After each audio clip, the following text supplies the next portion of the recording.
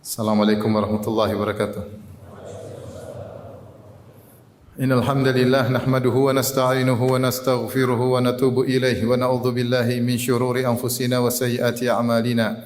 May yahdihillahu fala mudilla lahu wa may yudlil fala hadiyalah. Wa asyhadu an la ilaha illallah wahdahu la syarika lah wa asyhadu anna Muhammadan abduhu wa rasuluhu la nabiyya ba'dah.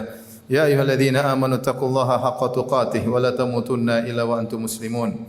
Fa inna asdaqal hadithi kitabullah wa khairal huda huda Muhammadin sallallahu alaihi wasallam wa syarrul umuri muhdatsatuha wa kullu muhdatsatin bid'ah wa kullu bid'atin dhalalah wa kullu dhalalatin finnar. Ma'asyiral muslimin, usikum wa nafsi bi taqwallah faqad fazal muttaqun. Sungguhnya hari Asyura, yaitu hari ke-10 pada bulan Muharram, adalah hari yang diagungkan oleh banyak umat. Diagungkan oleh orang-orang Quraisy, diagungkan oleh orang-orang Yahudi, dan juga diagungkan oleh kaum muslimin. Dalam satu hadis disebutkan, Aisyah berkata, "Kana yaumu Asyura tasumuhu al-yahud tasumuhu Quraisyun fil jahiliyah wa kana an-nabiy sallallahu alaihi wasallam yasumuhu fil jahiliyah. Falamma qadimal Madinata samahu wa amara bisiyamihi." Kata Aisyah radhiyallahu taala anha, sungguhnya hari Asyura dahulu orang-orang Quraisy mereka berpuasa di zaman jahiliyah, dan Nabi sallallahu alaihi wasallam juga berpuasa di zaman jahiliyah, berpuasa hari Asyura. Ketika Nabi sallallahu alaihi wasallam tiba di kota Madinah, Nabi berpuasa dan memerintahkan para sahabat untuk berpuasa pada hari tersebut. Dalam riwayat, wa kana yauman tustaru fihil Ka'bah. Pada hari Asyura, orang-orang Quraisy yang mereka menguasai Ka'bah, itu orang kafir Quraisy, mereka mengganti kiswah Ka'bah pada hari Asyura, pada tanggal 10 Muharram. Kemudian ketika Nabi SAW berhijrah menuju kota Madinah, Nabi mendapati orang-orang Yahudi ternyata berpuasa juga pada hari Asyura. Dari Ibnu Abbas radhiyallahu ta'ala anhuma, beliau berkata, "Lamma qadiman Nabi sallallahu alaihi wasallam al-Madinata wajada al-yahud tasum." Ketika Nabi sallallahu alaihi wasallam tiba di kota Madinah, Nabi sallallahu alaihi wasallam mendapati orang-orang Yahudi berpuasa. Maka Rasulullah SAW berkata, "Ma hadzal yaum?" Apa hari ini? Kenapa kalian berpuasa? Qalu hadza yaumun salih. Ini adalah hari yang baik. Hadza yaumun najjallahu Musa wa man ma'ahu wa aghraqa Fir'aun wa man ma'ahu. Ini adalah hari yang baik di mana hari Allah telah menyelamatkan Nabi Musa dan Bani Israel, dan Allah menenggelamkan Fir'aun dan bala tentaranya.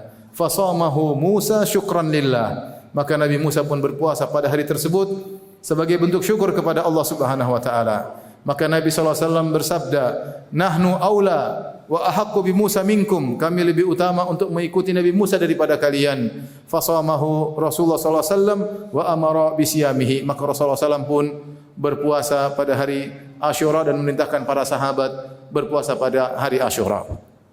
Dan sebelum diwajibkan puasa bulan Ramadan, puasa hari Asyura adalah wajib bagi kaum muslimin. Dalam hadis Salamah ibn al-Aqwa radhiyallahu ta'ala anhu, karena Nabi sallallahu alaihi wasallam amara rajulan min Aslam an adzin fin nas. Rasulullah SAW memerintahkan seorang sahabat dari kabilah Aslam untuk memberi pengumuman kepada kaum muslimin ketika di Madinah. Man kana akala falyasum baqiyata yaumihi. Siapa yang sudah terlanjur makan di pagi hari, maka lanjutkan puasa sisa harinya. Wa man lam yakun akal, siapa yang belum makan, falyasum. Yang belum makan dari pagi hari, maka berpuasalah. Fa inna hadzal yaum Asyura, karena ini adalah hari Asyura. Maka dahulu sebelum diwajibkan puasa bulan Ramadan, puasa Asyura hukumnya wajib bagi kaum muslimin. Bahkan para sahabat menyuruh anak-anak mereka untuk berpuasa.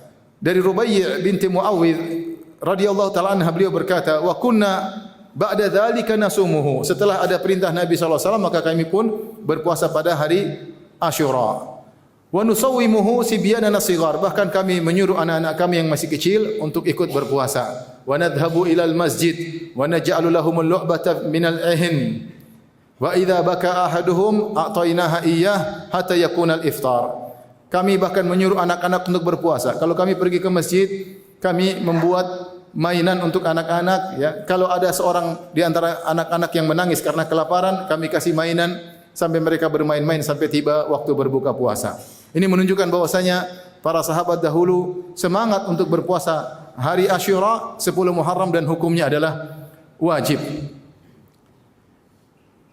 Namun ketika datang kewajiban bulan Ramadan, maka hari Asyura hukumnya menjadi sunnah, Dan sebagaimana kita jelaskan tadi, bahwasanya hari Asyura hari yang diagungkan oleh orang-orang Yahudi.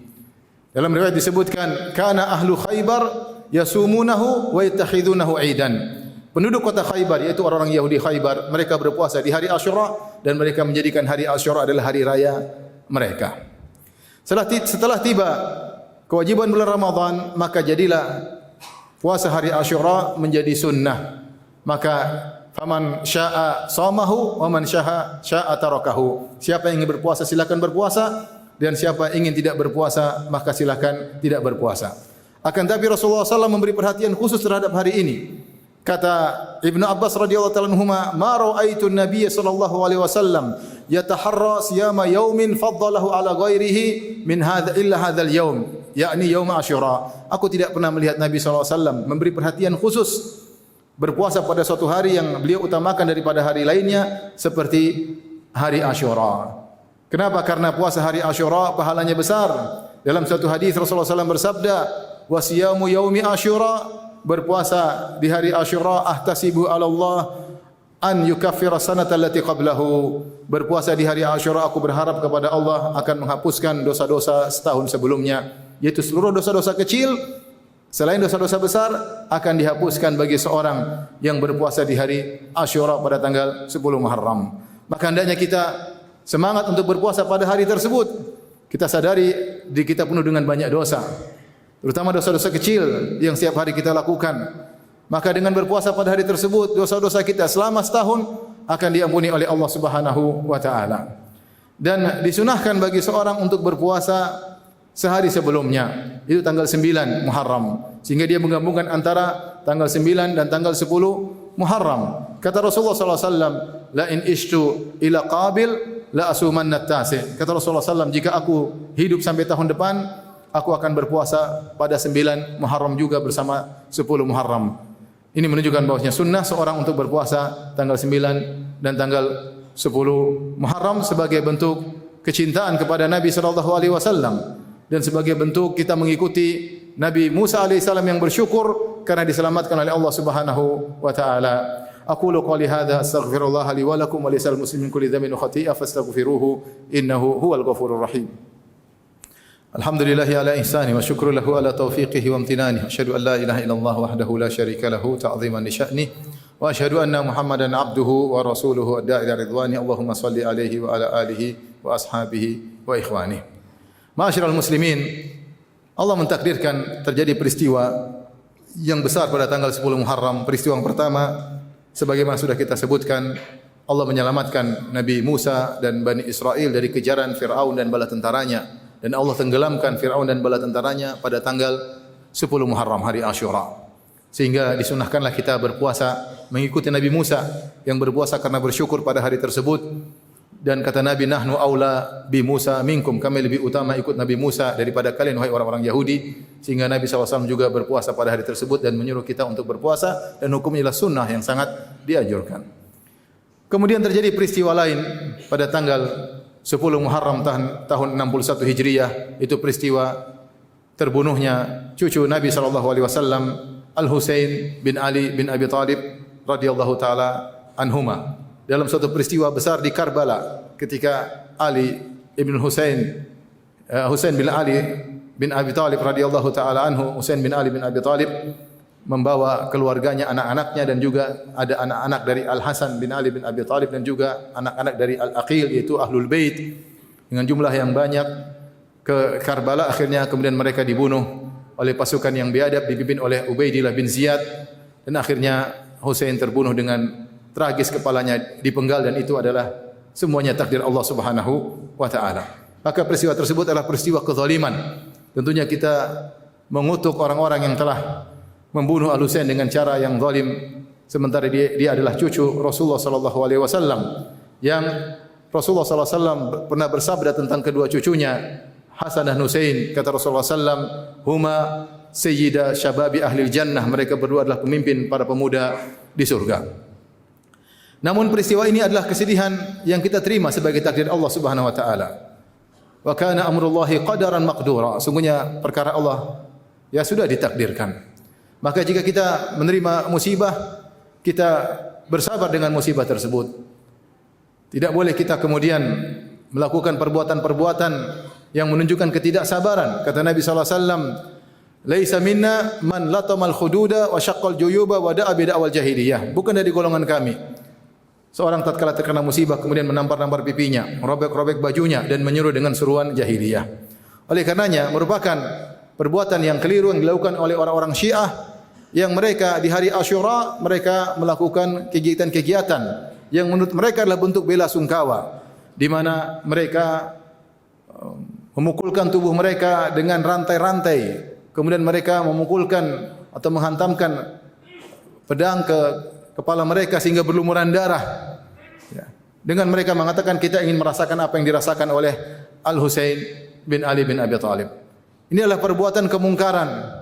Tidak boleh kita menerima musibah dari Allah Subhanahu wa taala dengan cara demikian seakan-akan tidak ridha dengan keputusan Allah Subhanahu wa taala. Dan mereka kemudian di balik perayaan seperti ini, mereka ingin menghembuskan permusuhan kepada Ahlus Sunnah wal Jamaah. Ya. Seakan-akan mereka menuduh bahwasanya Ahlus Sunnah di balik perbuatan kekejian ini semuanya. Yang benar bahwasanya di hari Asyura kita berpuasa, bukan melakukan hal demikian sebagaimana perintah Nabi sallallahu alaihi wasallam. Dan sungguh telah meninggal orang-orang yang lebih hebat daripada Al-Husain bin Ali bin Abi Thalib. Seperti Al-Hasan, kakaknya Al-Hasan bin Ali bin Abi Thalib radhiyallahu anhu meninggal karena diracun. Allah Subhanahu wa taala mentakdirkan orang-orang saleh seperti mereka meninggal dengan cara-cara yang berat untuk mendapatkan pahala syahadah. Untuk mendapatkan pahala syahadah. Sebagaimana Umar bin Khattab radhiyallahu anhu yang lebih agung dari mereka semua ditikam ketika sedang salat subuh. Sebagaimana ayah mereka Ali bin Abi Thalib ditikam ketika oleh orang Khawarij ketika hendak salat subuh. Sebagaimana Utsman bin Affan radhiyallahu anhu yang ditikam oleh para pemberontak di dalam rumahnya.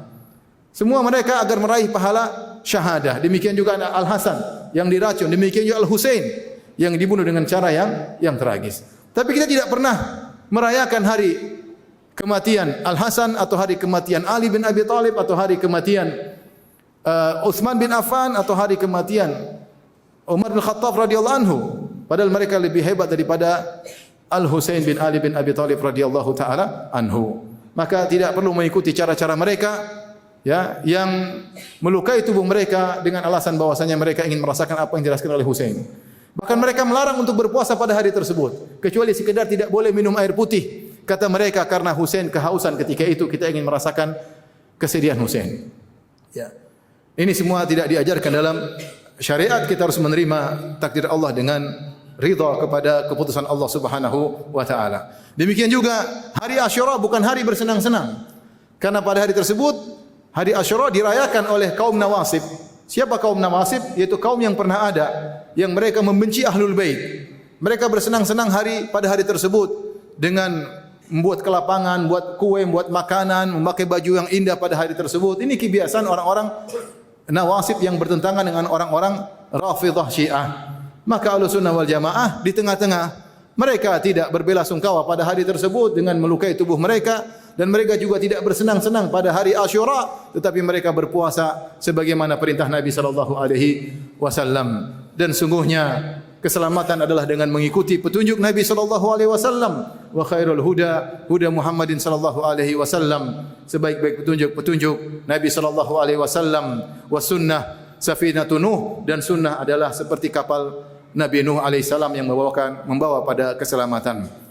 Inna Allaha malaikatahu yusalluna 'alan nabi ya ayyuhalladzina amanu sallu 'alaihi wa sallimu taslima. Allahumma salli 'ala Muhammad wa 'ala ali Muhammad kama sallaita 'ala Ibrahim wa 'ala ali Ibrahim innaka Hamidum Majid. Wa barik 'ala Muhammad wa 'ala ali Muhammad kama barakta 'ala Ibrahim wa 'ala ali Ibrahim innaka Hamidum Majid. Allahumma ighfir lil muslimina wal muslimat wal mu'minina wal mu'minat al ahya'i minhum wal amwat innaka sami'un qaribun mujibu da'wat wa ya qadhiyal hajat. Allahumma ati nufusana taqwaha wa zakkiha anta khairu man zakkaha anta waliyuha maulaha Allahumma inna nas'aluka al-huda wat-tuqa wal-afafa wal-ghina. Rabbana zalamna anfusana wa illam taghfir lana wa tarhamna lanakunanna minal khasirin. Rabbana hab lana min azwajina wa dhurriyyatina qurrata a'yun waj'alna lil muttaqina imama. Rabbana atina fid dunya hasanah wa fil akhirati hasanah wa qina adzaban nar wa aqimus salah.